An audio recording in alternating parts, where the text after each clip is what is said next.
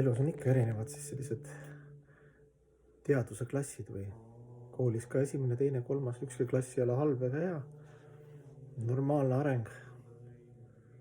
Loodusele meeldib liikumine, arened üles või alla, degradeerud ja progresseerud. Isegi see valikuvabadus on. 4 sorti usk on siis Srimad Bhagavatamis 11. siis teoses. Krishna seletab, et esimene on Tamaguna usk, see on, kui sa usud, et sa oled õnnelik siis, kui sa sõidad kõikidele sahtlisse.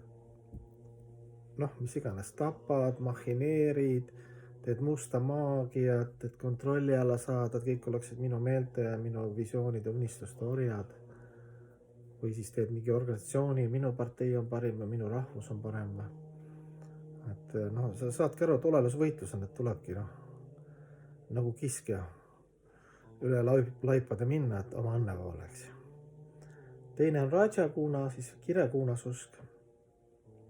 Saad aru, et on karma, kui ma teen asju õieti.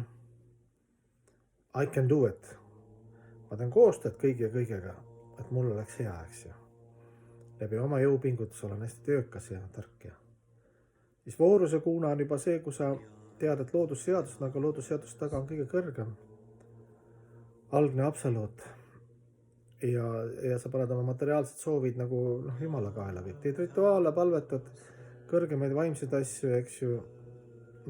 Ja talle Jumala pühendanud juba, aga nii palju usalda või tea või ei ole realiseerinud, et sa oled ikka kehalist kontseptsioonis üritad siia ennast sisse seada. Normaalne, kardad ja hirmud ja teed Jumalaga koostööd. Pere oleks okei ja tervis ja raha jätkuks ja oled selline materialist, Prakriti Bhakta öeldakse, et materialistlik siis religioosne vaimne inimene.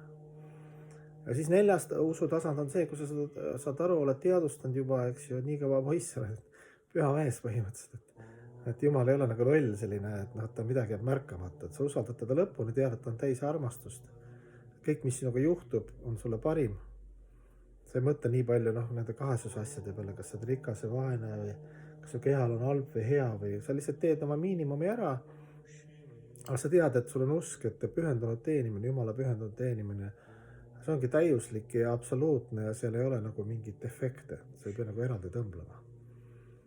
Et kõik ülejäänud tuleb iseenesest nagu automaatselt, nagu puu juurtele valad vett, et sa pea muretsema, kas see lehel on vett. Et kui sa puu juurtele valad, siis kogu puu, sa oled ise ka väike lehek või kogu puu saab vett.